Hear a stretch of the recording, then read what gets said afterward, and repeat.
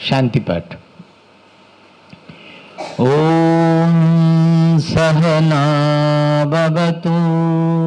ओम सहना भवतु। सहनौ भुनक्तु। सहनौ भुनक्तु। सह वीर्यं करवावहै। सह वीर्यं करवावहै। तेजस्विनावधीतमस्तु। तेजस्विनावधीतमस्तु। मा विद्विषावहै। मा विद्विषावहै। ओम शांति शांति शांति। ओम शांति शांति शांति। নচিকেতার প্রথম প্রশ্নটা বলবে, মুখস্থ হয়েছে না? একবার রিপিট করা যাক, দুটো প্রশ্ন অন্তত রিপিট করা যাক। येयं प्रेते येयं प्रेते विचिकित्सा मनुष्ये। विचिकित्सा मनुष्ये। येयं प्रेते विचिकित्सा मनुष्ये। येयं प्रेते विचिकित्सा मनुष्ये। अस्तीत्येके अस्तीत्येके नायमस्तीति चैके। नायमस्तीति चैके अस्तीत्येके नायमस्तीति चैके। अस्तीत्येके नायमस्तीति चैके। एतद्विद्याम् एतद्विद्याम् विद्याम न विद्याम विद्याम विद्याम जफलाटा पुरो बोलते হবে संस्कृत। एतद्विद्याम् एतद्विद्याम् अनुशिष्टस्त्वयाहम्। अनुशिष्टस्त्वयाहम्। एतद्विद्याम् अनुशिष्टस्त्वयाहम्। एतद्विद्याम् अनुशिष्टस्त्वयाहम्। वराणामेष वराणामेष वरस्तृतीयः। वरस्तृतीयः वराणामेष वरस्तृतीयः। वराणामेष वरस्तृतीयः। সেটা কি ছিল না, মানুষ যখন মরে যায়, শরীর যখন আর কাজ করতে পারে না, তখন কেউ বলে যে তারপরে কিছু আছে, কেউ বলে তারপরে কিছু নেই।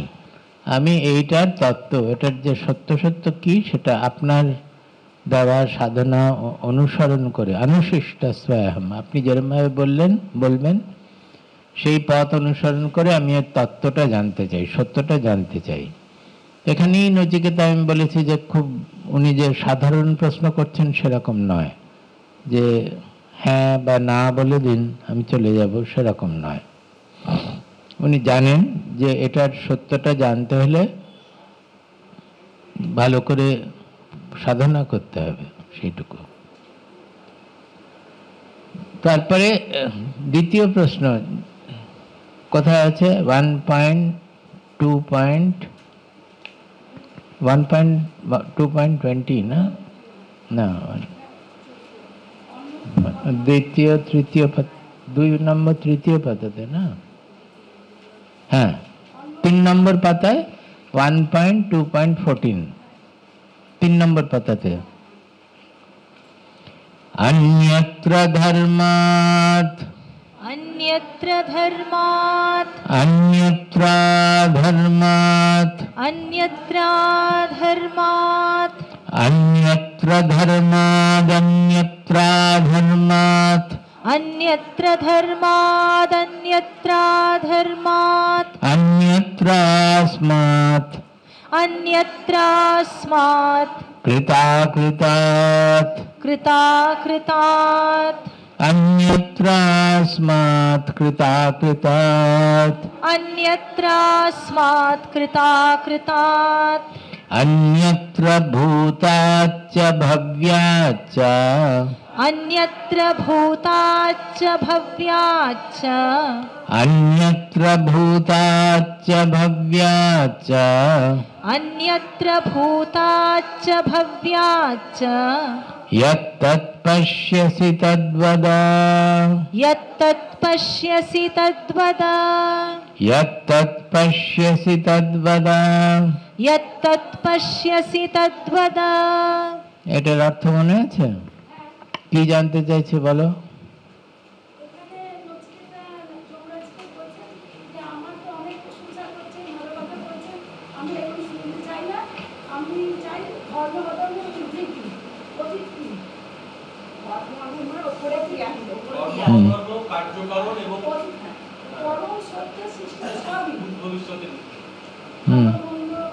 হ্যাঁ, শুধু ধর্ম ধর্ম না, তারপরে আরো দুটো আছে তো।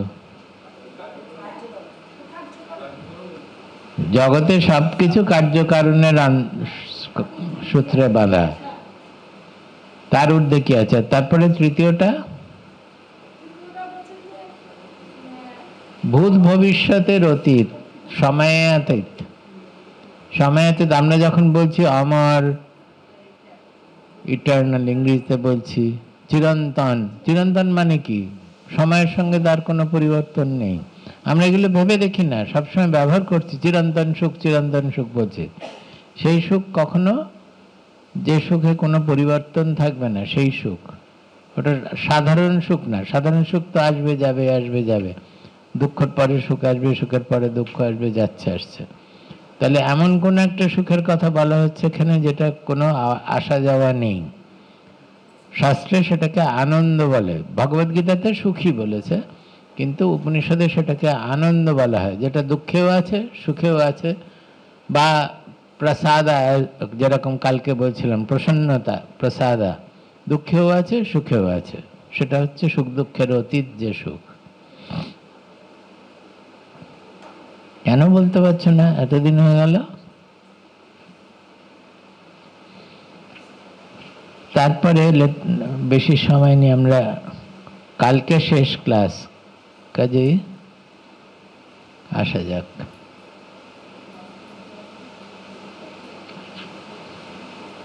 এইটার উত্তরে সোজা উত্তর দিয়েছেন 1.2.18, সেটা হচ্ছে চতুর্থ 4 নম্বর পাতায়, দেখো শেষের আগেরটা।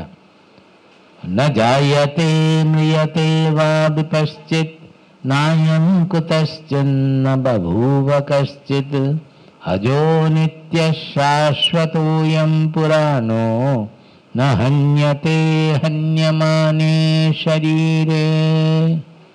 এটা কালকে বলেছিলাম না সব, যে জন্মায়ও না মরেও না, কে? বিপশ্চিত, যে জ্ঞানী। তো আমাদের সঙ্গে জ্ঞানীর পার্থক্যটা কি বলো?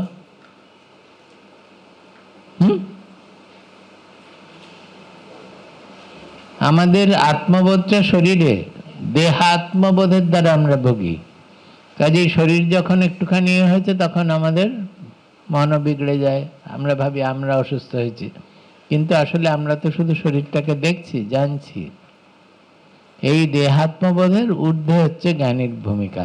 তার মানে আমরা যে এই শরীরগত যে ব্যক্তিত্ব, সেটাকে আমরা আমি ভাবছি, সেখানে জ্ঞানী তখন ভাবে যে শরীরটা একটা অন্যান্য বস্তু জগতের মতন আভাস মাত্র, আমি হচ্ছে চেতনা, যেটা শরীরকে জাগ্রত করছে, সেই চেতনা। আমি হচ্ছি চেতনা। এই হচ্ছে পার্থক্য। বিপশ্চিত মানে জ্ঞানী, সে নিজের আমিত্ব বোধটা সে চেতনাতে লাগিয়েছে, শরীর থেকে সরিয়ে চেতনাতে লাগিয়েছে। বোঝা যাচ্ছে না কথাগুলো? তাহলে ভুলে যাও কেন? তো বলছে যে যেহেতু সে চেতনাকে আমি মনে করছে, তাই জন্য তার জন্ম মৃত্যু নেই। শরীরের জন্ম আছে, শরীরের মৃত্যু আছে, শরীরের সুখ আছে, দুঃখ আছে, রোগ আছে, জরা আছে, বিনাশ আছে, সব আছে। কিন্তু সে সেটা নিজের মনে করে না, সে দুঃখটাকেও নিজের মনে করে না। সেই জন্য সে দুঃখেতেও তার প্রসাদ চলে যায় না, তার মুখ বেঁকে যায় না দুঃখতে। আমাদের সবার দুঃখতে মুখটা লম্বা হয়ে যায় শকুনের মতন না, সবসময় সব লম্বা লম্বা মুখ দেখবে, কারণ যেগুলো ভালো সেগুলো কারোর মনে পড়ে না। সারাক্ষণ আমার কি দুঃখ, আমার কি পেলাম না, কি পেলাম না, তাই জন্য মুখটা সবসময় শুকনো হয়ে লম্বা হয়ে থাকে। একটুখানি আয়নায় দেখে হেসে মুখটাকে গোল করতে পারো তো? পারো না? নায়ম কুতশ্চিৎ না বভূব কশ্চিৎ। তিনি কার্যকারণের সূত্রের উপরে, এই যে এখনই যে নচিকেতা প্রশ্ন করেছিল সেই সবের উত্তর উনি দিচ্ছেন। তিনি কোথা থেকেও আসেননি, তার আগে কিছু নেই, যে এইটার থেকে উনি জন্ম নিয়েছেন এমন কিছু নেই। এবং ওনার থেকে এই জগৎটা জন্ম হয়েছে তেমনও নয়, জগৎটা তার উপরে দেখা যাচ্ছে আভাস মাত্র। উনি সোজাসুজি জগতের কারণ নন। এরকম নয় যে চেতনাটা দিয়ে জগৎকে বস্তুর মতন বানানো হয়েছে, চেতনার মধ্যে জগৎটা ভাসছে।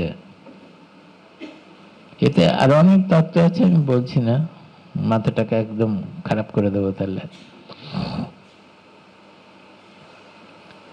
আজও নিত্য শাশ্বত ওয়ম পুরাণ, তার জন্ম নেই, সে চিরন্তন, সে হচ্ছে সব থেকে পুরানো।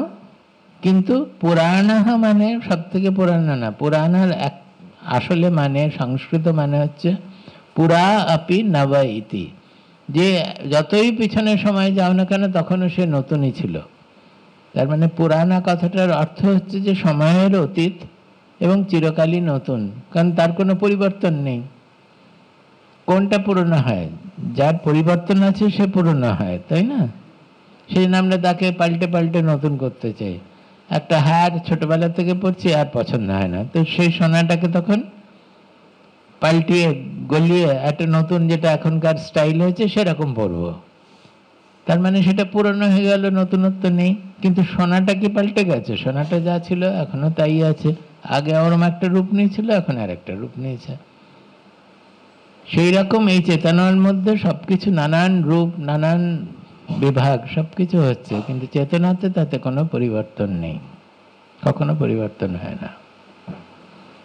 আমাদের মনেও হয় না, আমরা ভেবে দেখি না। রাত্রিবেলায় স্বপ্ন দেখলে, স্বপ্নে বিরাট যুদ্ধ হচ্ছে, মারামারি কাটাকাটি, হয়তো অ্যাটম বোমাও পড়েছে, সব ধ্বংস হয়ে গেল, সব কিছু হলো, ঘুম থেকে ঘুম ভেঙে গেল। এই এত বড় যুদ্ধ, এত মারামারি সব কোথায় হচ্ছিল বলো? না, স্বপ্নে না, তোমার মনে হচ্ছে, মনের মধ্যে হচ্ছিল।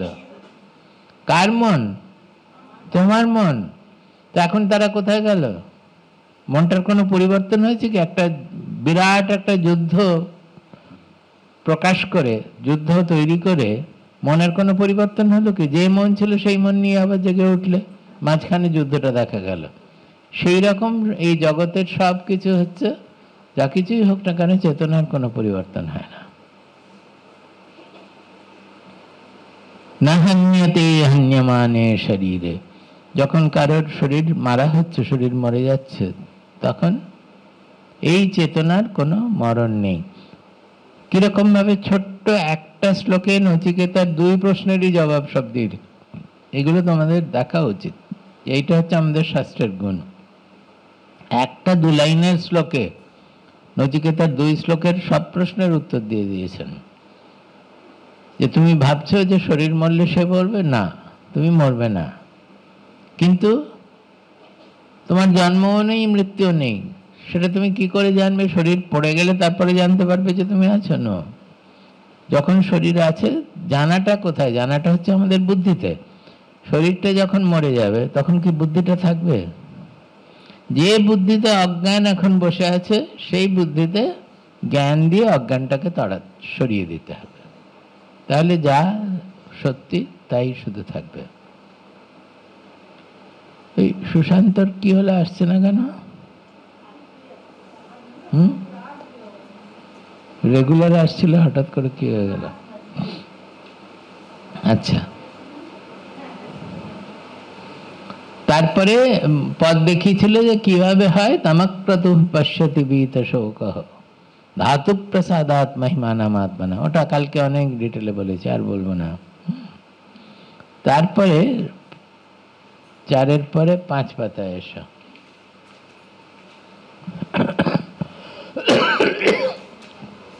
ওয়ান 1.2.23 প্রথমটা, 5 পাতার প্রথম শ্লোক। আজকে যেটা দিল কাগজটা নতুন লাইনি, সবাইকে পেয়েছে তো? হ্যাঁ, আজকের নতুন কাগজ সবাই পাওনি?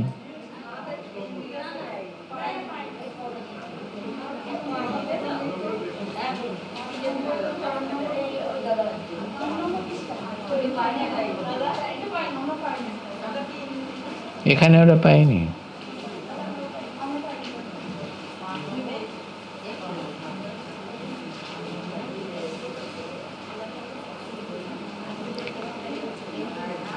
नायमात्मा प्रवचनेन लभ्यो, नायमात्मा प्रवचनेन लभ्यो, नायमात्मा नायमात्मा प्रवचनेन लभ्यः, प्रवचनेन लभ्यः।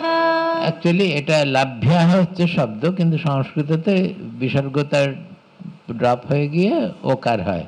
তো দুটোই ঠিক আছে, কিন্তু আমরা যখন কেটে পড়ি তখন সন্ধি বিচ্ছেদ করে পড়ি। সে না কখনো আমি লাভ্যা বলবো, কখনো লাভ্য বলবো। পড়ার সময় লাভ্যই বলবো। তোমাদের ওখানে লাভ্য আছে, সেরকমই পড়বো। নায়মাত্মা প্রবচনেন লভ্যো, नायमात्मा प्रवचनेन लभ्यो, न मेधया न बहुना श्रुतेन, न मेधया न बहुना श्रुतेन। नायमात्मा प्रवचनेन लभ्यो, नायमात्मा प्रवचनेन लभ्यो, न मेधया न मेधया न बहुना श्रुतेन, न बहुना श्रुतेन। यमेवैष वृणुते यमेवैष वृणुते तेन लभ्यः, तेन लभ्यः।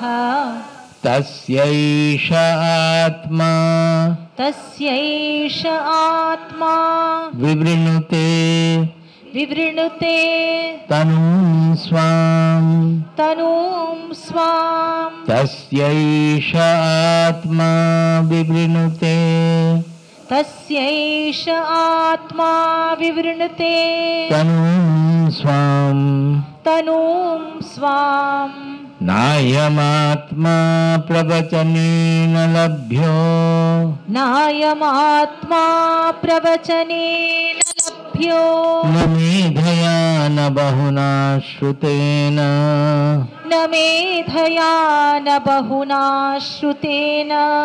यमेवैष वृणुते तेन लभ्यः, यमेवैष वृणुते तेन लभ्यः।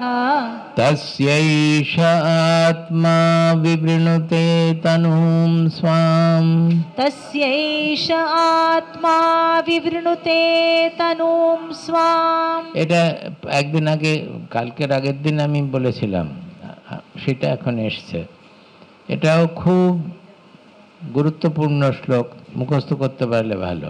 কারণ সব বলে আত্মার তত্ত্ব তো বলেই দিয়েছে, না জায়তে না মৃয়তে কদাচিৎ, সমস্ত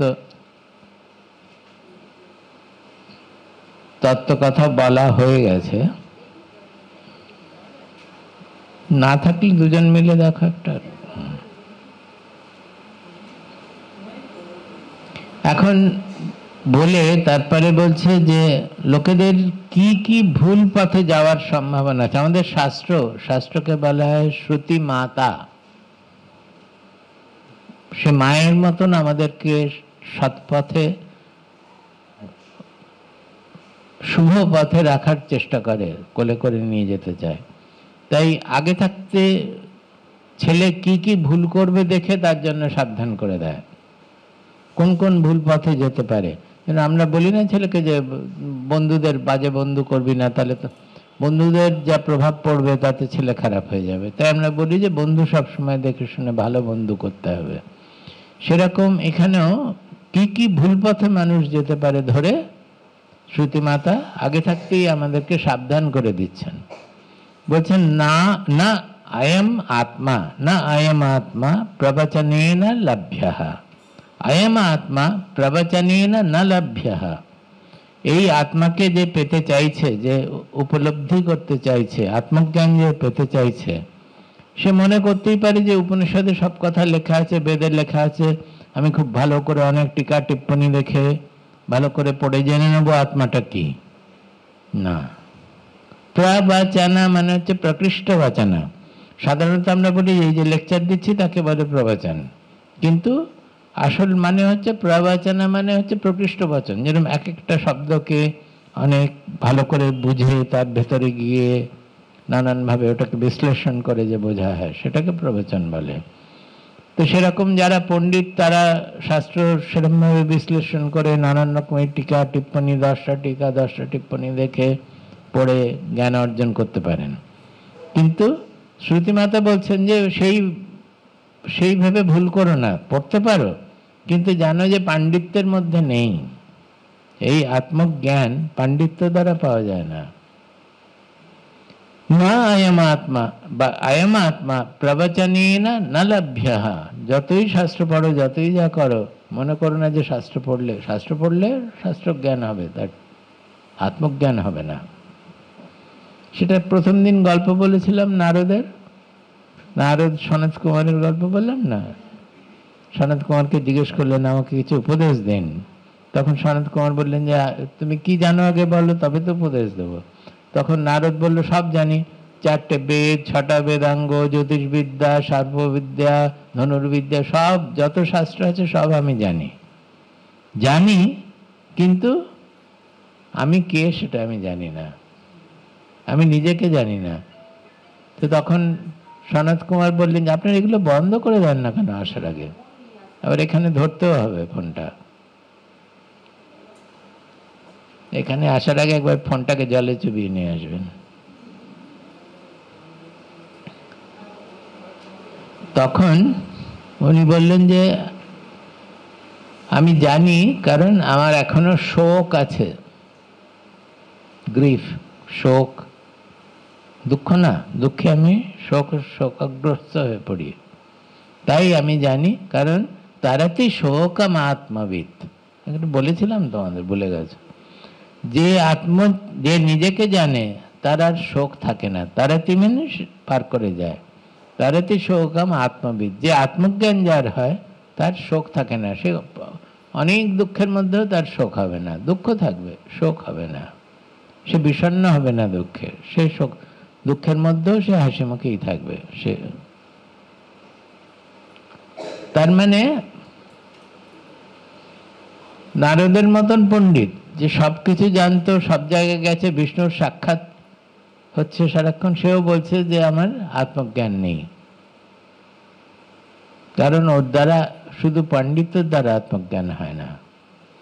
না আয়ম আত্মা প্রবচনেন ন লভ্যঃ। আর কিসে হয় না?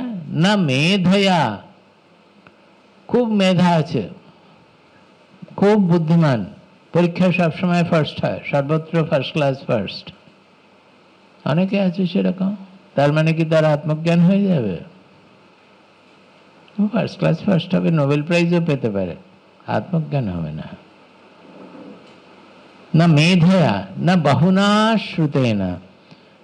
অনেক দেখবেন, যদি ঘুরে বেড়ান তাহলে দেখতে পাবেন যে অনেক লোকে বলে আমি মস্ত বড় বড় সাধু, মস্ত বড় মহাত্মার সঙ্গ করেছি। সত্যি সত্যি করেছেন হয়তো, যে নানান জনের কাছে গিয়ে খুব, কেউ বলবেন যে আমার গুরু ছিলেন মস্ত বড়, যে রামকৃষ্ণদেব স্বয়ং ছিলেন আমার গুরু, কিংবা বিবেকানন্দ স্বয়ং ছিলেন আমার গুরু, আমি অমুকের কাছে শাস্ত্র জ্ঞান পেয়েছি। পেয়েছো ঠিক আছে, কিন্তু তোমার হয়েছে কিনা? খালি বড় মহাত্মার জ্ঞানীর সঙ্গ করেছে বলে যে তোমার জ্ঞান হবে বলতে পারবে না। একজন জ্ঞানীর হাজার হাজার শিষ্য হয়, তার মধ্যে কজন সেই সত্যকে উপলব্ধি করতে পারে?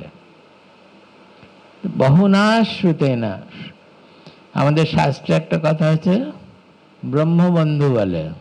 ব্রহ্মবন্ধু মানে একজন ব্রহ্মজ্ঞানীর আত্মীয় বা বন্ধু, ফ্রেন্ড, বন্ধু বা আত্মীয়। তার মানে কি, আমাদের তার দ্বারা অহংকারটা বেড়ে যায় যে আমি অমুক জ্ঞানী লোকের ছেলে। ও জ্ঞানী লোকের ছেলে হলে সে কি জ্ঞানী হয়ে যাবে? কিন্তু হওয়ার চান্স আরো কমে যায়, কারণ তার মনে একটা অহংকার জেগে যায় যে আমি জ্ঞানীর ছেলে। শুধু ছেলে বলে না, শিষ্য হলেও এটাই হয়, আমি অমুক জ্ঞানীর শিষ্য। জ্ঞানী শিষ্য করেছোটা কি, তার থেকে তো বোঝা যাবে কি হবে।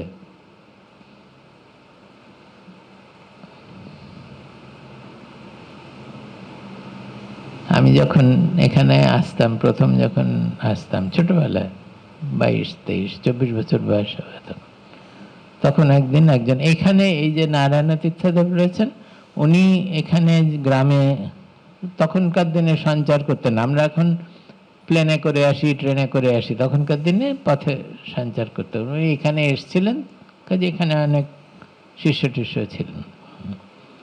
তো একদিন আমাকে একজন ডেকে বললেন, নিয়ে গেলেন তাদের বাড়িতে, ডেকে বললেন যে এনার কাছে আসছে, বাবার কথা বললেন, এনার কাছে আসছে। উনি কি জানেন? উনি কিছু জানেন না। নারায়ণ তীর্থদেবের যা দীক্ষা ছিল বলে উনি অনেক বিবরণ দিলেন, ওনার যা দীক্ষা ছিল তাতে এই হয়ে যেত, ওই হয়ে যেত, অনেক কিছু বললেন। এনার কাছে এসে কি হবে? তো আমি তখন নিজের মনে বললাম যে নারায়ণ তীর্থদেবের দীক্ষা ওরকম ছিল, আপনি ওনার কাছে দীক্ষা নিয়ে, বলিনি, মনে মনে বলছিলাম, আপনি ওনার কাছে দীক্ষা নিয়েছেন, কাজে আপনার গুরু মস্ত বড় গুরু, নারায়ণ তীর্থদেব আপনার গুরু। কিন্তু সেই তার কাছে দীক্ষা নিয়েও আপনার মন থেকে এখনো পর্যন্ত ঈর্ষা, হিংসা এসবগুলো যায়নি, কিছু পরশ্রী কাতরতা যায়নি। কারণ ওনারা দেখতেন যে বাবার কাছে বড় অনেকে আসছে, বিদেশ থেকে আসছে, দেশ থেকে আসছে, লোকেরা আসছে, তাদের মনের মধ্যে নিশ্চয়ই ঈর্ষা হতো, তারাও নারায়ণ তীর্থদেবের শিষ্য। এইরকম হয়, লোকেদের এরকম ভ্রম বশত এই সমস্ত হয়। আমার একজন নিজের মামা ছিলেন, তাকে একজন জ্যোতিষী বলেছিলেন যে তোমার গুরু একজন মহাপুরুষ হবেন। অ্যাকচুয়ালি উনি জন্মেছেন একজন মহাপুরুষের বংশে, মানে আমার মামার ওই তার ঠাকুর দাদা ছিলেন খুব নামকরা সাংখ্য তীর্থ। তোমার গুরু হবেন একজন মহাপুরুষ। তো সে তাই নিয়ে তার মস্ত অহংকার যে তার গুরু মহাপুরুষ হবে। তো আমাদের সে থাকতেন আমাদের পাশেই, আমাদের বাড়িতে স্বামীজি আসতেন, অন্যরা আসতো, তাদেরকে দেখে ওনার কখনো দেখা করার কথা মনে হতো, এরা কেউ তো মহাপুরুষ না, কারণ এরা হচ্ছে আমার বোনের গুরু বা ভাইয়ের গুরু, তারা মহাপুরুষ নয়, আমার গুরু হবেন কোনো মহাপুরুষ। যেহেতু হাত দেখে বলেছে যে তোমার গুরু মহাপুরুষ হবে, তাই জন্য অন্য যারা গুরু আছেন তারা সবাই নন মহাপুরুষ, তারা কেউ মহাপুরুষ নয়। বেচারা কোনো গুরু ছাড়াই মারা গেলেন, গুরু আর এলেন না, হলোই না। অহংকার, কোথা থেকে গুরু হবে? যতক্ষণ অহংকারটা শিং তুলে বাড়িয়ে থাকবে ততক্ষণ গুরু কোথা থেকে হবেন? নম্রতা না হলে, মন যতক্ষণ না অহংকার ছেড়ে নেমে আসছে, কোথা থেকে গুরু হবে? যত বড়ই গুরু হোক, তার থেকে নেবার জন্য মন তৈরি থাকবে না তো। একজন যার অহংকার নেই, সে একটা রাস্তার ভিখারি থেকেও জানবে কিছু, সে তাকে কখনো কি বলে অবহেলা করবে না, অবহেলা করবে না, নিন্দা না, নিন্দা মানে অন্য, অবহেলা করবে না, ইগনোর করবে না। যেই হোক, যে যাই বলুক, হয়তো সে চরম অজ্ঞানী বলে আমরা জানি, কিন্তু সে যা বলছে সেটা থেকেও সে জ্ঞানের কথা পাবে, কিছু পেতে পারে। সে কখনো কারোর প্রতি অবহেলা করবে না। আমরা এই কথায় কথায় চলে যাচ্ছি, বহুকাল আগের কথা বলছি। এখানে একটা মস্ত বড় বন্যা হয়েছিল 78-এ, বাবা চলে যাওয়ার 1 বছর আগে। বিরাট বন্যা। আমরা যখন ট্রেনে করে আসছি দেখছি যে খড়ের চাল গাছের থেকে, মানে গাছ মানে তাল গাছের থেকে ঝুলছে খড়ের চাল, অত দূর অব্দি জলের দেয়াল উঠেছিল। অজয় নদীর বাঁধ ভেঙে একদম জলের একটা এরকম 40 ফুটের মতন দেওয়ালের মতন জল এসেছিল, সমস্ত ভাসিয়ে একবারে রেল লাইনও সব উঠে গিয়েছিল। আমরা অনেক কষ্ট করে এসেছিলাম যে কি হয়েছে কি ব্যাপার দেখবার জন্য। তখন এখানে কিছু হয়নি, হ্যাঁ দক্ষিণ খণ্ডে হয়নি, তখন এই গঙ্গাটিকুরিতে হয়েছিল। তো হ্যাঁ বহুদিন অব্দি, কারণ ট্রেনের লাইন থেকে নিচে থেকে সব মাটি সরে গিয়েছিল, লাইনগুলো এরম ভাবে ঝুলে থাকতো, চারদিকে জল জল জলাকার। তো আপনারা বসুন না, যদি শুনতে চান তো বসুন, যারা সামনে মাটিতে বসতে পারেন বসুন, একটু শুনলে কোনো ক্ষতি তো নেই, ভালো কথা।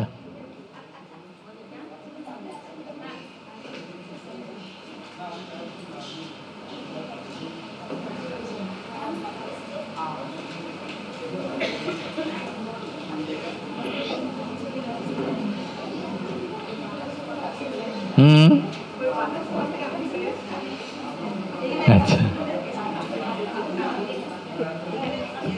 এখানে তখন মার একজন বোন ছিলেন, তিনি গঙ্গাটিকুরিতে থাকতেন, হ্যাঁ নাম মনে নেই, ওখানে তখন উনি এখানে ছিলেন। তো বন্যা, এগুলো সব বলছি সব জ্ঞানের কথা, এর থেকে অনেক শিক্ষা পাওয়ার আছে, তাই জন্য বলছি, শিক্ষাটা ধরে নিতে হবে। তো বন্যা আসছে শুনে উনি, ওনার কি সম্পত্তি আছে, উনি বিধবা, খুব বয়স্কা বিধবা, বাড়িতে হয়তো কিছু বস্ত্র আছে, কিছু কটা বাসন আছে, কিন্তু সেই বাসনের সঙ্গ ওনার মনকে বিব্রত করতে লাগলো যে বন্যা এসে সব চলে যাবে, আমি যাই ফেরত ওখানে। তার দুদিন বাদেই তো বন্যা এসে গেল, সাংঘাতিক একদম চারদিক এ করে দিল। তখন আমরা খবর পেলাম যে উনি বাড়ি গিয়েছিলেন এবং তারপরে বন্যা এসেছিল, উনি গাছের ওপরে 7 দিন ছিলেন, গাছে চড়ে থাকতে হয়েছিল সমস্ত হতে। আর এখানে বাবা বলেছিলেন, তখন কেদার ছিল, কেদারকে মনে আছে, আমাদের সাধুদার ছেলে কেদার, তখনও খুব ছোট্ট। তো কেদারকে বলেছিলেন কিচ্ছু হবে না, তুই এখানে এসে বস, যত জায়গায় সমস্ত পৃথিবী ডুবে গেলেও দক্ষিণ খণ্ড ডুববে না, তুই এখানে বস। তো কেদারের সেটা খুব বিশ্বাস হয়েছে, দাদু বলেছে দক্ষিণ খণ্ড ডুববে না, কাজে কোনো ভয় নেই, ওখানে গিয়ে বস। সেটা তা আমি যেটা গল্পটা বলছিলাম যে এরকম চারদিক সব ডুবে গিয়ে ধান ক্ষেত চান ক্ষেত সব নষ্ট হয়ে গিয়েছিল, আমরা সেই সময় এসে পৌঁছেছি। ওইখানটা ছিল বারান্দা দিয়ে আমরা সিঁড়ি দিয়ে ওপরে যেতাম, ওপরে বাবা থাকতেন, আর এই পাশে এসে আমরা, এখানটা আমাদের খাওয়া হতো, ভোজনের জায়গা ছিল, ওখানে একটা মাটির মধ্যে গর্ত করে একটা বেসিন ছিল, ওয়াশ বেসিন, মুখ ধোয়ার ব্যবস্থা বাবা করেছিলেন, যেখানে ট্যাঙ্কের থেকে জল আসতো, ট্যাঙ্কে হাত পাম্প করে করা হতো, অনেক কিছু ইঞ্জিনিয়ারিং এ ছিল ওনার। হ্যাঁ চৌবাচ্চা, ওটা ট্যাঙ্ক এই করে হ্যান্ড পাম্প করে ভরা হতো। তো স্বামীজিও ওখানে হ্যান্ড পাম্প করে করে ভরতেন, আমরাও যতক্ষণ পারতাম ভরে দিতাম একটুখানি রোজিয়ে। তো আমরা এসে দেখছি যে কেষ্টদা এখানে বসে আছেন, এখানে বারান্দাটা একটু উঁচু ছিল, ওখানে কেষ্টদা খুব এরকম করে বসে আছেন। কেষ্টদা মানে যিনি বাবার কৃষি করতেন, জলার ঠাকুর দাদা, জলা আছে তো এখনো, জলার ঠাকুর দাদা, তিনি ছিলেন কেষ্টদা, কৃষ্ণ নাম বোধহয় কেষ্টদা, কেষ্টদা বলতাম। তো কেষ্টদা ওরকম করে বসে আছেন। তো আমরা তো তখন দেখলাম পুরো বান দেখে সবে ফিরেছি, এসে দেখছি ওরকম, দেখে ওনাকে বললাম কেষ্টদা কি হবে, সব তো ডুবে গেল। হ্যাঁ ডুবে গেল, এবারে খুব ভালো ফসল হয়েছিল, খুব ভালো ধান হয়েছিল, সরকার থেকে অনেক সাহায্য করেছিল, জলের ব্যবস্থা করেছে, ভালো বীজ দিয়েছিল, কাজেই ধান খুব ভালো হয়েছিল। ঠিক কাটার আগে বন্যা এসে সব চলে গেল। তাতে কি আছে, আবার জল সরে যাবে, সরকার থেকে আবার দেবে, বীজ দেবে, আমরা আবার চাষ করব, হয়তো পরের বারেও বন্যা এসে সব নিয়ে চলে যাবে, আমরা চাষ করব।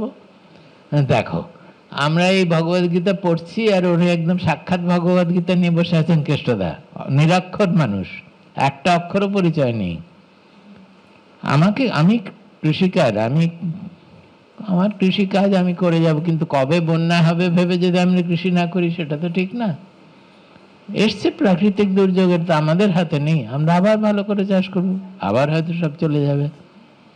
এটা কেন বললাম মানে বুঝতে পেরেছ? জ্ঞান সবার থেকে পাওয়া যায়, যদি মনটা যদি অহংকারী না হয় তাহলে সবার থেকে জ্ঞান পাওয়া যায়। এই কথা আমি ভুলিনি, এই কথা এখন আমি জগতের সব জায়গায় বলে বেড়াই। হ্যাঁ, আমি এই কথা আমি আমেরিকাতে বলেছি, মালয়েশিয়ায় বলেছি, দিল্লিতে বলেছি, সবাই জানে কেষ্টদার কথা, সবাই জলার কথাও জানে, কারণ জলা আমাদের একটা বিপদে ফেলেছিল, সেই জন্য সবাই জানে।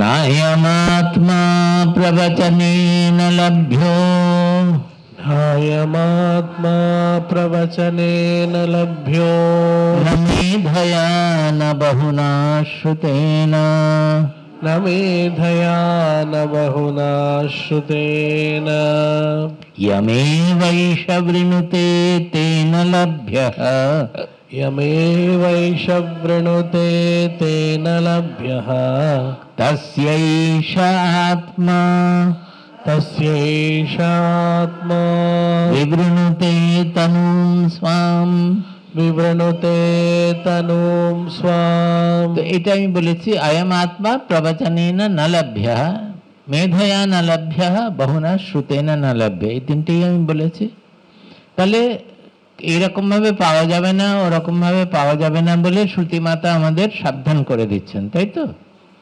যে তোমরা ভেবো না যে শুধু পাণ্ডিত্য দিয়ে তুমি পেয়ে যাবে, ভেবো না যে শুধু তুমি সৎসঙ্গ করেছো বলেই পেয়ে যাবে, কারণ মহাত্মার কাছে শুনেছো বলেই পেয়ে যাবে, ভেবো না যে তোমার মাথায় অনেক বুদ্ধি আছে কাজেই তুমি পেয়ে যাবে, তুমি জ্ঞান হয়ে যাবে, তোমার আত্মা লাভ হবে, সেটা ভেবো না।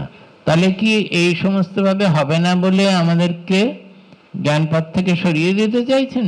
কখনোই চাইবেন না। শ্রুতিমাতা আমাদের সাবধান করছেন কিভাবে হবে, সেটাই পরের সেন্টেন্সে বলছেন। ইয়াম এবা এষ বৃণুতে তেন লভ্যঃ। বৃণু মানে হচ্ছে বরণ করা। আমরা যেরকম বিয়ের সময় বরণ করি, তখন সমস্ত, ধরো যদি কোনো মেয়ে হয় তো সমস্ত মেয়েদের মধ্যে একজনকে তো আমরা বরণ করছি। সেই রকম জগতের সব কিছুর মধ্যে সবকিছু ছেড়ে দিয়ে যখন আমরা কেবলমাত্র আত্মাকে বরণ করছি, সেটা হচ্ছে অর্থ। ইয়াম এবা এষ বৃণুতে, যে ওইভাবে আত্মাকে যে বরণ করছে, তেন লভ্যঃ, তার মানে আমার এটাও চাই ওটাও চাই, তার সঙ্গে সঙ্গে আত্মজ্ঞানও চাই, ওরম বললে হবে না। আত্মজ্ঞান যখন চাই, আত্মজ্ঞান চাই বলেই তাকে বরণ করতে হবে শ্রেষ্ঠ বলে, তা না হলে এটা ওটাই হবে, অন্যটা হবে না। ইয়ামেবৈষ বৃণুতে তেন লভ্যঃ, যে এই আত্মাকে বরণ করে অন্য সবকিছু ছেড়ে, জগতের প্রাপ্তি, টাকা পয়সা, নাম যশ, সবকিছুর থেকে বড় ভেবে যখন আত্মাকে বরণ করে, তখন তার কাছে আত্মা লভ্য হয়। কি করে হয়? তস্য এষ আত্মা স্বাম তনুম বিবৃণুতে, তখন তার আত্মাটা কে? আত্মাটা তো আমরা যাকে আমি আমি বলছি সেই, সে তো বাইরে থেকে কিছু নয়, কিন্তু সে তার সত্যিকারের সত্যটা তখন খুলে ধরে তার কাছে। যখন আমরা তাকেই বরণ করি যে আমার বাইরের কিছুই চাই না, কোথা থেকে আমি কিচ্ছু চাই না, আমি শুধু আত্মাতেই ডুবে যেতে চাই, তখন আত্মা তার সত্যকে আমাদের মধ্যে খুলে ধরে। এই হচ্ছে পথ, শ্রুতি আমাদের উপনিষদ বলে দিচ্ছে। তারপরে সব সত্য কথা বলা হয়ে যাওয়ার পরে, আগে ওই শ্লোকটাতে না জায়েতে না মৃয়াতে 18 নম্বর শ্লোকে বলে দিয়েছে সব উত্তর, নচিকেতার উত্তর, এবং তারপরে বলে দিয়েছে কিভাবে পেতে হবে, কি কি পাবে না, কি কি পাবে। এরপরে আমাদের সুবিধার জন্য একটা সহজ উদাহরণ দিচ্ছে। এটা দেখাতে পারবে সঞ্জয়, গরুর গাড়িটা, এই রথটা, এটার এই কয়েকটা শ্লোকে এটা আমরা ওটা দেখাবো।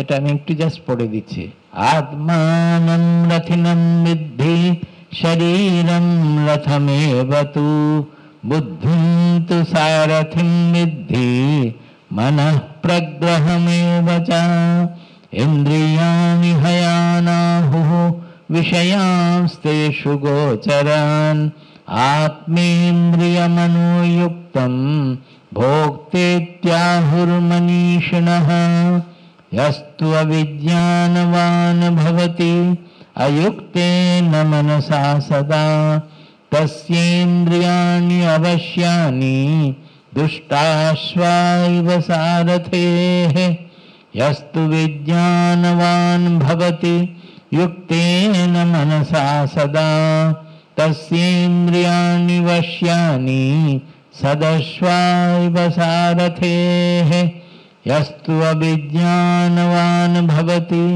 अमनस्कः सदा शुचिः न स तत्पदमाप्नोति संसारं चाधिगच्छति यस्तु विज्ञानवान् भवति समनस्कः सदा शुचिः स तु तत्पदमाप्नोति यस्मात् भूयो न जायते विज्ञान सारथिर्यस्तु मनः प्रग्रहवान् नरः सोद्धनः पारमाप्नोति तद्विष्णोः परमं पदम्। तो এই প্রথমটার পরে 1 2 3 4 5 6 7 এটা হচ্ছে একটা উদাহরণ দিয়ে বোঝাবার চেষ্টা করছে যে কিভাবে আমাদের জীবনের পথে চলতে হবে।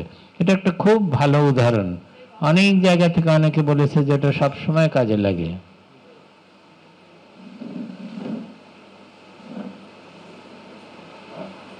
ওই দেখো ওই ছোট্ট করে জলাকে বসিয়েছি ওখানে, এটা একটা কারণ আছে, পরে বলবো।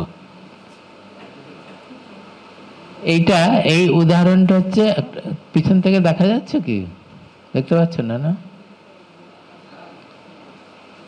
বলছে আত্মানম রথিনম বিদ্ধি শরীরম রথম এবতু, যে আমাদের যে ব্যক্তিত্ব সেটাকে একটা রথের সঙ্গে তুলনা করছে।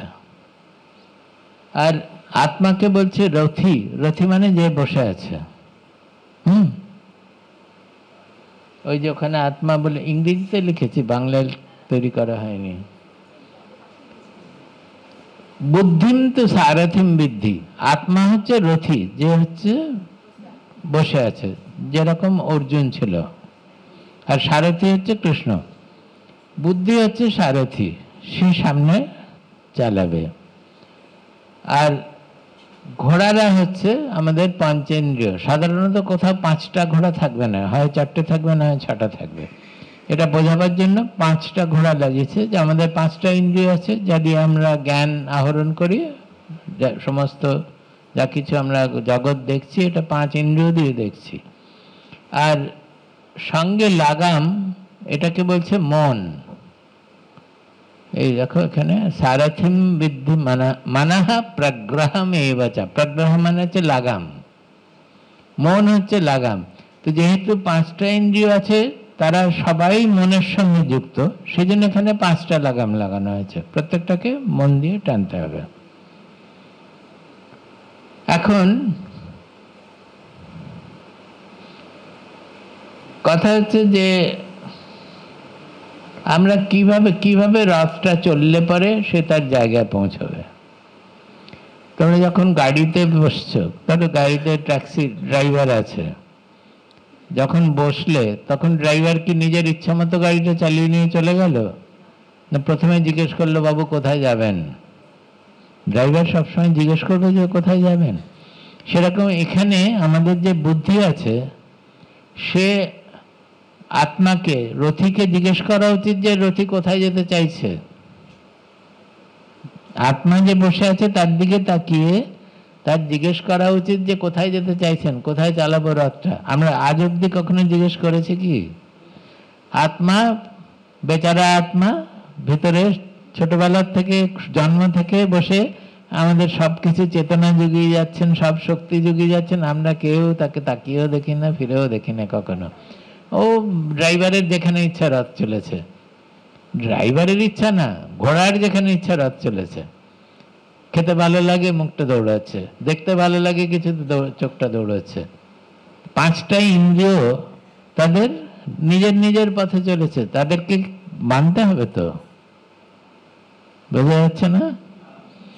একটা লক্ষ্যে পৌঁছতে হলে প্রথমে কি করতে হবে, যে ঘোড়াগুলোকে আগে অনুশাসন দিতে হবে, ঘোড়াগুলোকে কি বলে ওটা কন্ট্রোল করা, নিয়ন্ত্রণ করতে হবে। তার জন্য কানের পাশে ঠুলিও লাগিয়ে দেয়, কারণ ঘোড়ার মন অত সহজ নয় নিয়ন্ত্রণ করা। ও যদি আশেপাশে ঘাস দেখে তো তাহলে ওদিকে দৌড়ে যাবে। তো এখান দিয়ে দুটো কাভার এরম করে লাগিয়ে দেয়। তারপরে তাকে অনেক দিন ধরে ট্রেনিং দিতে হয় তো, যে যাতে আমি লাগাম যেভাবে টানবো সেই অনুসারে সে চলবে। সেটাকে ট্রেনিংটা দিচ্ছে কি দিয়ে? লাগামটার সঙ্গে ঘোড়ার যোগ, তাই না? বুদ্ধি ঘোড়াটাকে চালাচ্ছে, কিন্তু যদি লাগামটা না থাকে চালাতে পারবে কি ঘোড়াটাকে? সেই রকম ইন্দ্রিয় যা কিছু করছে সে মনের সংযোগে করে। মন যদি যোগ না থাকে তাহলে ইন্দ্রিয়গুলো করতে পারবে না, কিছুই করতে পারবে না। দেখবে হয়তো কিন্তু কিছু করতে পারবে না। চোখটা, কান দিয়ে আওয়াজ আসবে, কিন্তু অন্য মনের যুক্ত না থাকলে পরে কোনো কাজ কিছুই করতে পারবে না। যখন মনটা ঘুমিয়ে আছে তখন চোখ খুলে দেখাও যা কিছু, কোনো রকম তার কিছুই প্রতিক্রিয়া হবে না। তো বুদ্ধিকে প্রথমে ঘোড়াগুলোকে নিয়ন্ত্রণ করতে হবে। তারপরে লাগাম ধরো, লাগাম যদি খুব দুর্বল হয় তাহলে আমি ঘোড়াটাকে টানলাম, লাগামটা ছেড়ে চলে গেল, তাই না? কাজে লাগামদেরকে শক্ত বলশালী করতে হবে। ঘোড়াকে ভালো করার জন্য ঘোড়ার উপযুক্ত পুষ্টি দিতে হবে। ঘোড়া যাতে ঠিক মতো চলে, উল্টোপাল্টা খেলে হবে না, তাকে ঘোড়ার পুষ্টি দিতে হবে। সেরকম আমাদের ইন্দ্রিয়গুলোকে সক্ষম রাখার জন্য শরীরকে খাবার দিতে হবে। লাগামটাকে শক্ত করার জন্য, লাগাম শক্ত মানে মন শক্ত করা, তার জন্য মনের ঠিক মতো খাবার দিতে হবে। আমরা দিচ্ছি কি? শরীরের পুষ্টির জন্য যেরকম খাবার দিই, আমরা মনের কথা ভাবছি কি? হাবল তাবল জিনিস চিন্তা করছি, সারাদিন নিন্দা করছি, সারাদিন পরিচর্যা করছি, কখনো ভালো জিনিস কিছু দেখছি না, পড়ছি না, সিনেমাও বাজে বাজে দেখছি, যাত্রাও তো শুনলাম খুব বাজে, তারপরে ইন্টারনেট খুলে বাজে বাজে জিনিস দেখছি। সারাক্ষণ আমরা মনের যে খোরাক দিচ্ছি সেগুলো মনকে দুর্বল করে দিচ্ছে, আরো ইন্দ্রিয়ের দাস করে দিচ্ছে, তাই না? মন কখন শক্তিশালী হবে? যখন সেই ইন্দ্রিয়ের দাস হবে না। ইন্দ্রিয়রা যাই বলুক, সে যখন নিজেকে ধরতে পারবে তখন হচ্ছে মন শক্তিশালী হবে। তার জন্য মনকে ভালো ভালো চিন্তা, ভালো ভালো আদর্শ সেগুলো দিলে তবে ভালো ভালো জিনিস পড়তে হবে, ভালো ভালো জিনিস দেখতে হবে, ভালো ভালো কথা শুনতে হবে, তাহলে মন পুষ্ট হবে, মনের শক্তি বাড়বে, সে ইন্দ্রিয়ের দাস হয়ে যাবে না। সেই রকম এই মনকে চালাচ্ছে কে? বুদ্ধি। এখন বুদ্ধিকে যদি সক্ষম করতে হয় যে সে ঠিক ঠিক পথে চলবে, তাহলে বুদ্ধিকে তার পুষ্টি সেরকম ভাবে যোগাতে হবে। আমরা দিচ্ছি কি? বেশিরভাগ সময় তো আমাদের বুদ্ধি কাজেই লাগাই না। একটুখানি ভেবে দেখো, দিনের 18 ঘন্টা যদি জেগে থাকি, তার মধ্যে কবার বুদ্ধিকে কাজে লাগিয়েছি ভেবে দেখো। যা ঘটছে ঘটছে, যেমন হচ্ছে হচ্ছে, যেখানে বুদ্ধি লাগাতে হবে না বুঝতে পারছি না, ওই জন্য কেউ পড়তে চায় না। কাজেই বুদ্ধিটাকে তার খোরাক দিতে হবে। তার জন্য কি করতে হবে? তার জন্য এই যে আমরা যে শাস্ত্রপাঠ যেটা, সেটা হলে কি হয়, বুদ্ধিটাকে ভালো, বিবেক যেটাকে বলে। আর একদিন বোঝালাম না সাধনা চতুষ্টয়, ভুলে গেছো তো? গুলে খেয়েছো? হ্যাঁ, সাধনা চতুষ্টয়ের শুরুই হচ্ছে বিবেক দিয়ে। আমাদের বুদ্ধির দুটো ভাগ আছে। একটাকে আমরা বলছি বিষয় বুদ্ধি, যেটা আমাদের কাউকে শেখাতে হয় না, জন্মে থেকে আমরা জানি কি করলে আমার ইন্দ্রিয়গুলো তুষ্ট হবে, এইটা খাবো, ওটা খাবো, সেটা করব, কি করে পাবো, কিভাবে কাজ করলে টাকা বেশি পাবো, এইটা পাবো, ওটা পাবো, সেটা হচ্ছে বিষয় বুদ্ধি। কিন্তু বুদ্ধিটা যখন সত্যি সত্যি শ্রেয়স্কর জিনিসে লাগাতে চাই, যে কিসে আমার মঙ্গল, তখন সেই বুদ্ধিটাকে বলে বিবেক বুদ্ধি। আমি অনেক বুঝিয়েছিলাম আগে ওটা। এখানে কি হচ্ছে, এটা হচ্ছে বুদ্ধিটা যখন রথীকে জিজ্ঞেস করবে যে তুমি কোথায় যেতে চাও, তখন সেটাকে বলছি বিবেক বুদ্ধি। তখন আর বুদ্ধিটা ইন্দ্রিয়ের দাস হবে না, মনেরও দাস হবে না। বুদ্ধি রথীকে জিজ্ঞেস করবে কোথায় রথটাকে নিয়ে যাব, এবং সেই অনুযায়ী বুদ্ধিটা লাগামকে টানবে, মনকে সেই ডিরেকশন, এবং সেই অনুযায়ী ঘোড়াটা রথটাকে টেনে নিয়ে যাবে। এখন এটা হচ্ছে আমাদের যে ব্যক্তিত্ব, তাকে পুরোপুরি উল্টো করা। এখন আমাদের ঘোড়াটা যা টান দিচ্ছে, মন সেখানে দৌড়চ্ছে, মন যা টান দিচ্ছে, বুদ্ধি সেখানে পিছনে দৌড়চ্ছে। কেউ ফিরেও দেখছি না যে আমি কে, কে রথীটা, কে ঘোড়ার যে চড়ে বসে আছে সেটাকে আমরা কেউ দেখছি না।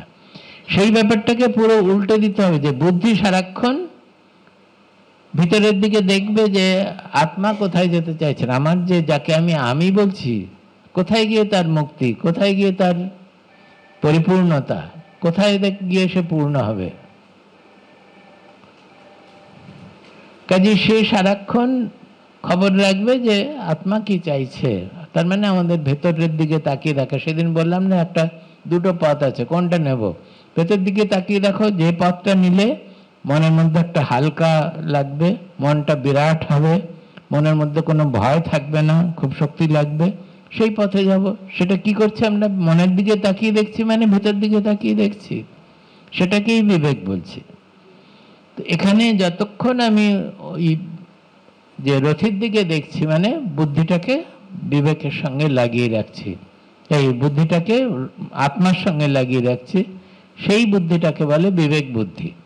তাহলে এই যে বিষয় বুদ্ধির দ্বারা আমরা যে সারাক্ষণ জগতের পিছনে দৌড়চ্ছি, যে এই পেলে আমি খুশি হব, ওই পেলে আমি সুখী হব, কিন্তু কেউ কখনো সুখী হচ্ছে না, খুশি হচ্ছে না, সেই যাত্রাটাকে পুরো উল্টে দিতে হবে।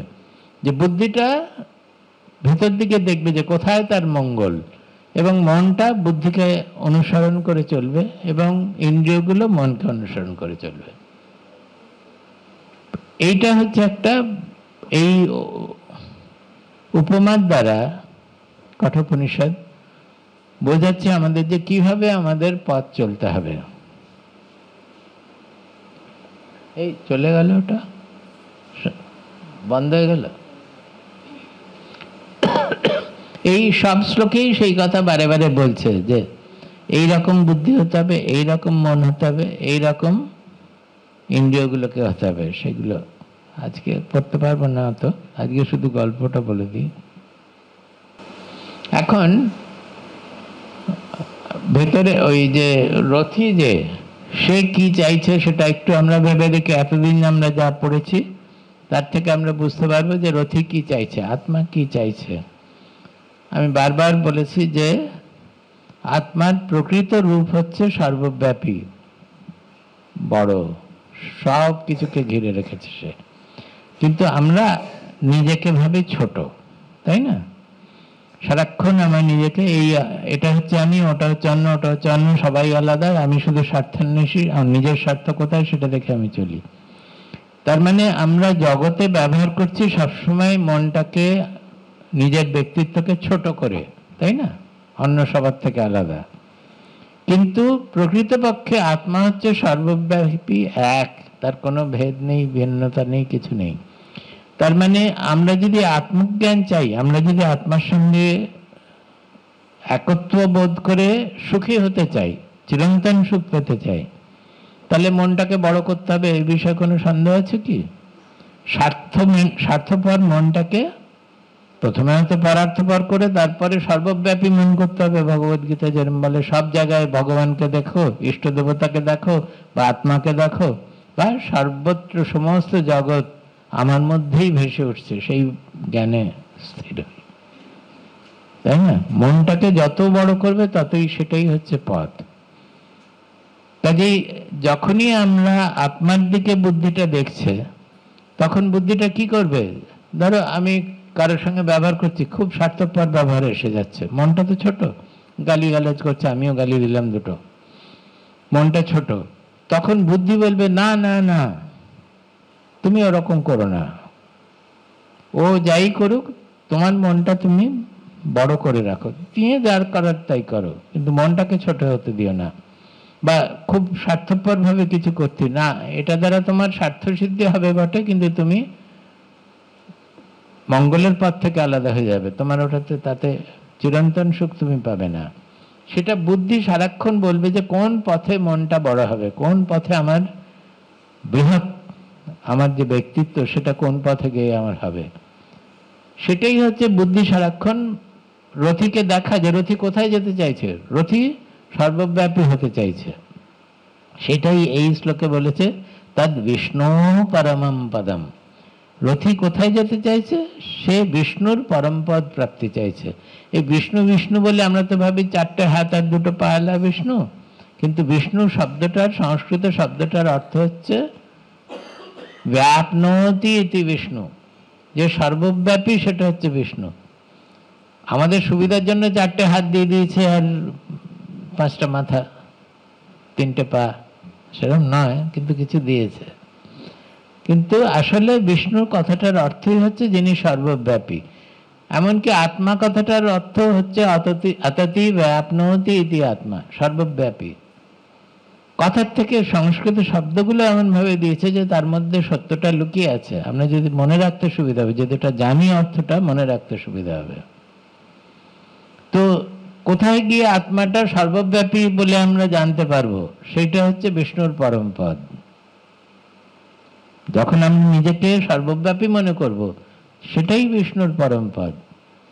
বৈকুণ্ঠ বলে না, বিষ্ণু বৈকুণ্ঠে থাকে, কখনো ভেবে রাখুনি না? বৈকুণ্ঠ মানে হচ্ছে বিকুণ্ঠ থেকে হয়েছে। কুণ্ঠা মানে কি? আমাদের কুণ্ঠাবোধ বলি না, কুণ্ঠা মানে সংকীর্ণতা, ছোট হয়ে থাকা। বিকুণ্ঠ মানে যেখানে কোনো সংকীর্ণতা নেই। বৈকুণ্ঠ মানে যেখানে কোনো রকম কোনো সীমা নেই, অসীম, যে সেটাই হচ্ছে বিষ্ণুর লোক। বিষ্ণু মানেও সর্বব্যাপী, আর বৈকুণ্ঠ মানেও যেখানে কোনো সীমা নেই।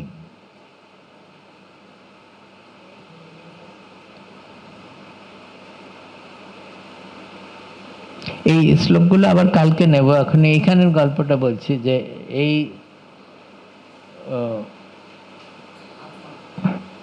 মনটাকে যে লাগাম বলে বলা হয়েছে, লাগামটার তো কোনো চেতন কোনো যুক্ত নেই, লাগামটা একটা বস্তু মাত্র। ঘোড়াটা চেতন, বুদ্ধি যে সারথি সে চেতন, কিন্তু লাগামটা তো জাস্ট একটা বস্তু উপনিষদের অনুসারে। তা আমি মনটাও তো একটা চেতনার প্রকাশ, সেইটা করবার জন্য ওই মনটাকে একটা ছোট্ট বাচ্চা সারথি বসিয়ে দিয়েছি সামনে,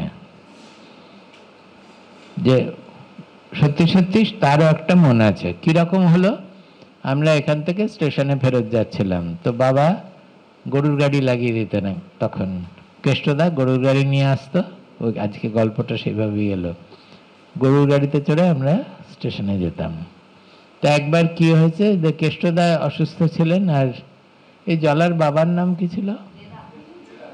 হ্যাঁ,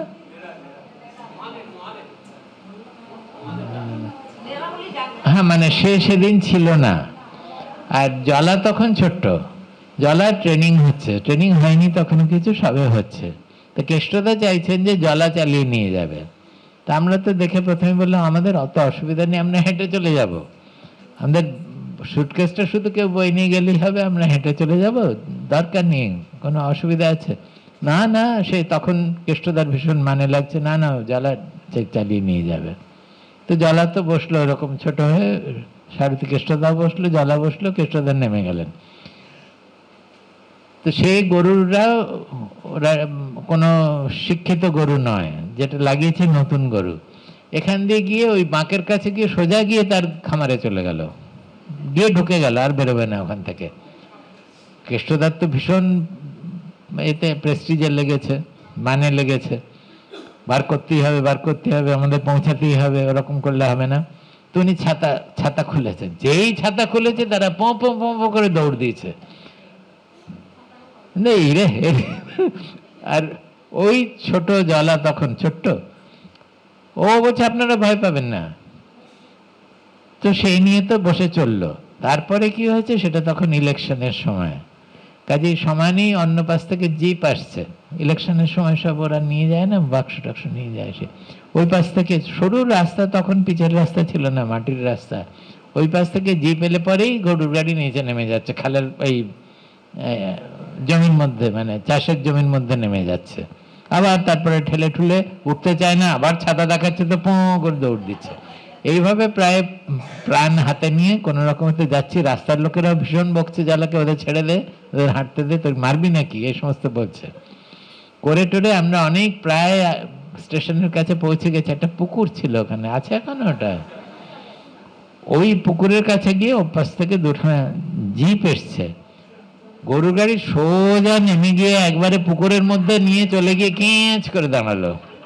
তখন অর্ধেক পুকুরের জলের মধ্যে চলে গেছে, আর মা তো ভীষণ চেঁচাতে শুরু করেছেন। তখন আমারও তো ভয়টাই নেই এমনি সেরকম থাকতে। তার মধ্যে ওইখানে একটা মুসলমান গ্রাম আছে পাশেই, সেখান থেকে কয়েকজন একটুখানি বুদ্ধিশুদ্ধি আলের লোক, তারা দৌড়ে এসে ভীষণভাবে চেঁচামেচি শুরু করলেন, কিন্তু কি ওদের মেরে দেবি নাকি? না মা, আমি ওদের বাক্স পৌঁছে দিচ্ছি, আপনারা নেমে পড়ুন, এখান থেকে স্টেশন কাছে, হেঁটে যাবেন। আমি তো গোড়া থেকেই বলছি যে আমরা হেঁটে যাবো, ছাড়ছে না তো আমাদের। তো ওখানে উনি এসে আমাদেরকে উদ্ধার করে সেই পুকুর থেকে নেমে, পুকুরের মধ্যে নেমে সেখান থেকে নেমে হেঁটে হেঁটে পৌঁছালাম। তো সেইটা আমি বলি যে ওটা ওই জলাকে বসিয়ে দিয়েছি কেষ্টদার সামনে। কেষ্টদা হচ্ছে সারথি, আর সামনে জলা বসে আছে।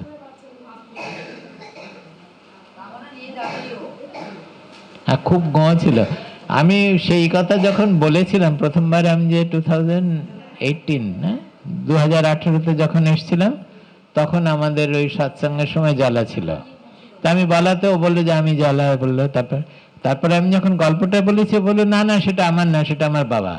আমি বললাম একেবারেই নয়, আমার তোমার নামও মনে আছে, তুমি তখন এইটুকু ছিল তাও মনে আছে। ও মানতে চাইছে না যে ওরকম কাজ করেছে। হ্যাঁ হ্যাঁ জানি না, ওকে দেখেছিলাম।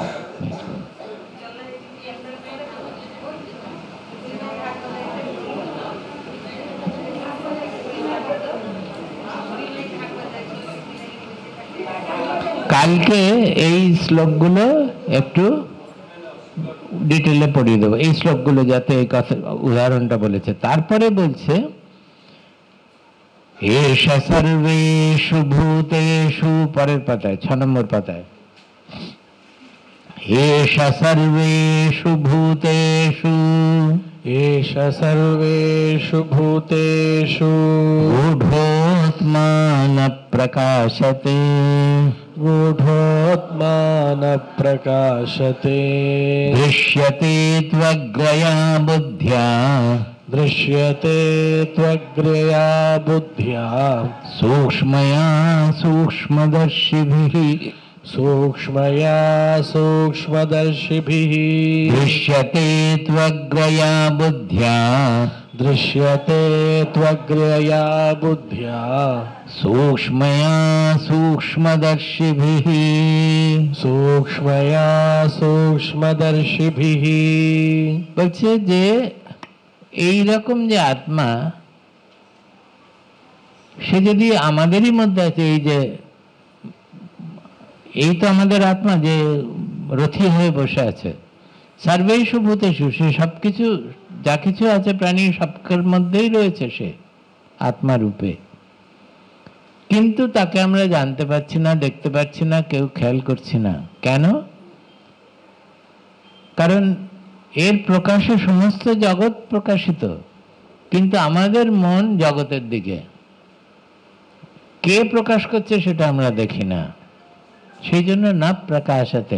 ধরো কোনো একটা যখন বস্তু সামনে আসছে, এই রসগোল্লা, আমরা রসগোল্লাটার প্রতি আকর্ষণ আছে, রসগোল্লাটা দেখছি, কিন্তু রসগোল্লাকে কে দেখাচ্ছে? আমার চেতনা না থাকলে কি আমি রসগোল্লাকে দেখতে পেতাম?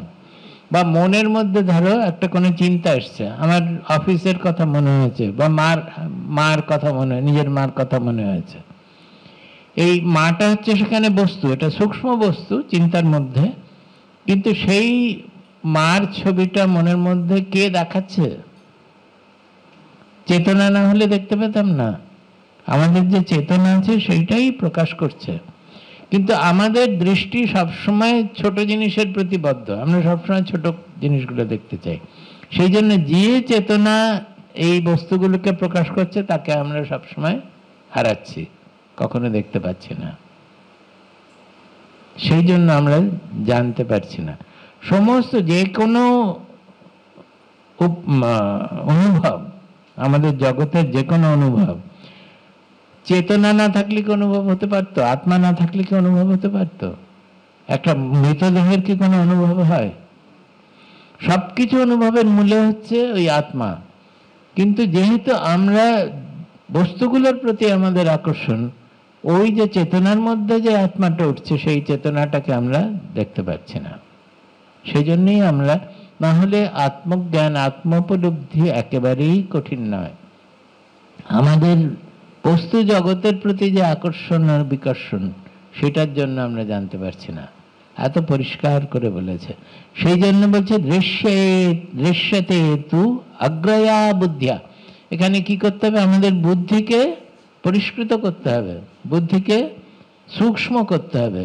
যত সূক্ষ্ম হবে তত এই যা কিছু বললাম সেগুলো আরো পরিষ্কার হতে থাকবে মনের মধ্যে। এবং কে আত্মাকে জানবে? ওই বুদ্ধি জানবে। যে বুদ্ধি এখন আত্মাকে জানতে পারছে না, সেই বুদ্ধির কাছেই আত্মা প্রকাশিত হবে। সূক্ষ্ময়া সূক্ষ্মদর্শিভি। বুদ্ধিকে যত আমরা সূক্ষ্ম করব তত তার মধ্যে আত্মচেতনা বাড়তে থাকবে। বলে উত্তিষ্ঠতা জাগ্রতা প্রাপ্য বরান নিবোধতা সুরস্য ধারা নিশিতা দুরত্যয়া দুর্গম পথস্তৎ কবয়ো বদন্তি। উত্তিষ্ঠতা জাগ্রত, বিবেকানন্দ সবসময় এটা কোট করতেন। ওঠো, জাগো। কিসে জাগবে? এই যে সত্যটা আছে এটার প্রতি আমরা ঘুমিয়ে আছি। আমরা জগতের দাস হয়ে, সমস্ত কিছু দাস হয়ে যে জীবনযাপন করছি, তার কারণ আমরা সত্যের প্রতি জাগ্রত নই। এবং একবার যখন আমরা জানতে পারছি যে এটাই হচ্ছে সত্য এবং এটাই হচ্ছে আমি, আমার প্রকৃত রূপ স্বরূপ, তখন সেটাকে অনুভব করার জন্য, উপলব্ধি করার জন্য কি করবে? প্রাপ্য বরান নিবোধতা। একজন শ্রেষ্ঠ মানুষের কাছে যাও, যে জেনেছে, যে বলবে, যে রামকৃষ্ণদেবের মতন যে বলতে পারবে যে আমি জেনেছি, আমি তোকেও জানাতে পারি, আমি দেখেছি তোকেও দেখাতে পারি। সেই রকম যে অনুভূত যার কাছে, তার কাছে গিয়ে এই তত্ত্ব জানবার চেষ্টা করো। নিবোধতা কতদূর থাকবে? যতক্ষণ না মনের থেকে সমস্ত সন্দেহ চলে যায়, একদম নিঃসন্দেহে যখন মনে হয় যে হ্যাঁ আমি জানি, শাস্ত্র যা বলছে আমিও সেটাই বলছি,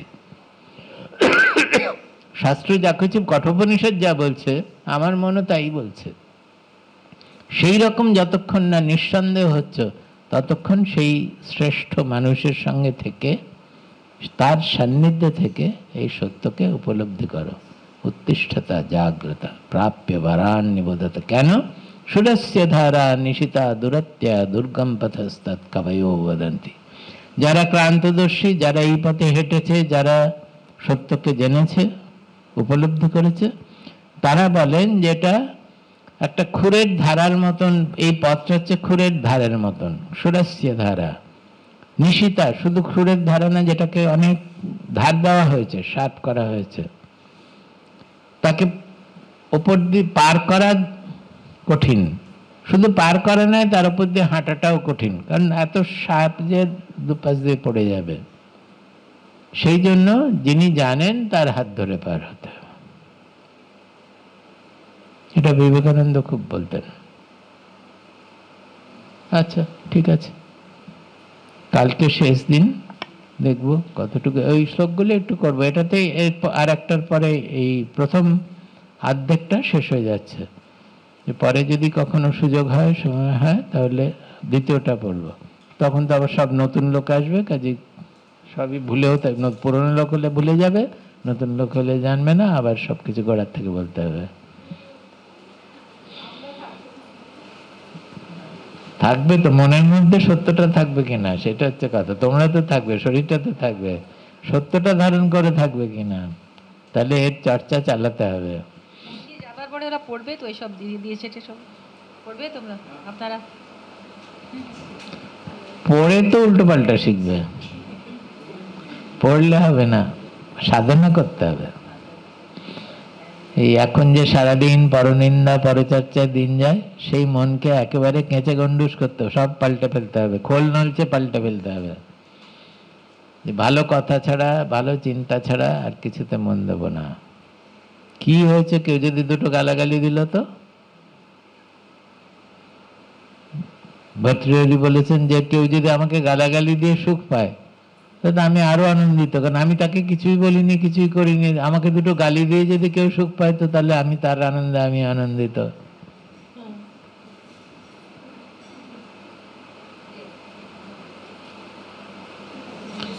বুদ্ধের ওই কথা আছে, দাদা তো গালি গালি মন্তাহ ভবন্তঃ।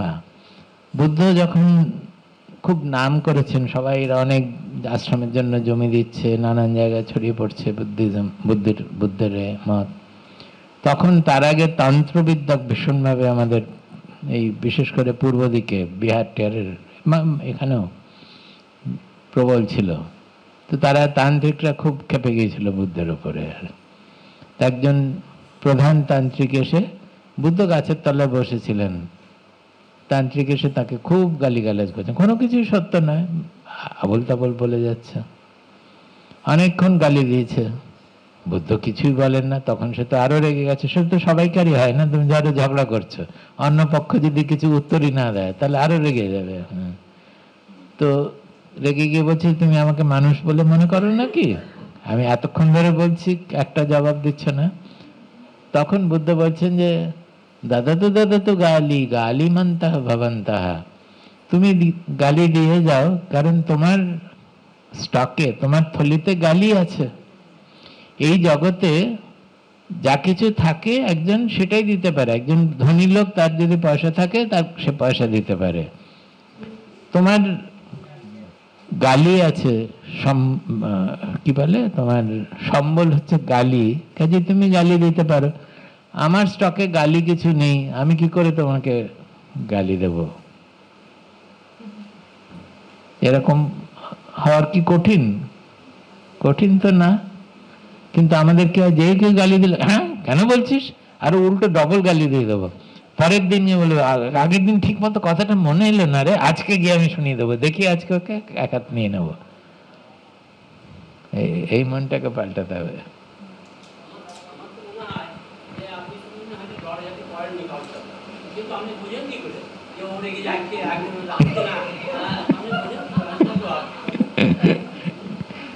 ঝগড়াঝাটি করিনি, কিন্তু দেখে যাচ্ছি, শুনে যাচ্ছি।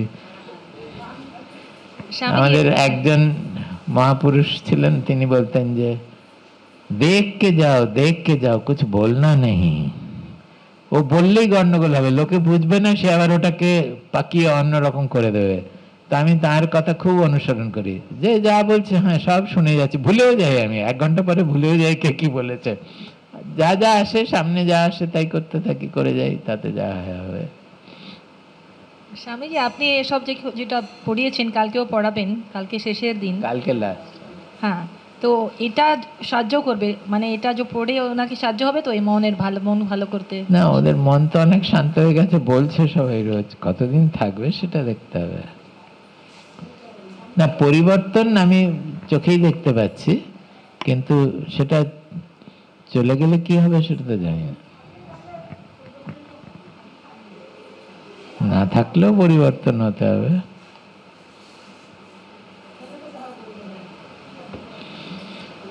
ওম সহনা ভবতু। ওম সহনা ভবতু। সহনৌ ভুনক্তু। সহনৌ ভুনক্তু। সহ বীর্যং করবাবহৈ। সহ বীর্যং করবাবহৈ। তেজস্বিনাবধীতমস্তু। তেজস্বিনাবধীতমস্তু। মা বিদ্বিষাবহৈ। মা বিদ্বিষাবহৈ। ওম শান্তি শান্তি শান্তিঃ। ওম শান্তি শান্তি শান্তিঃ। शांति शांति। ओम शांति शांति शांति।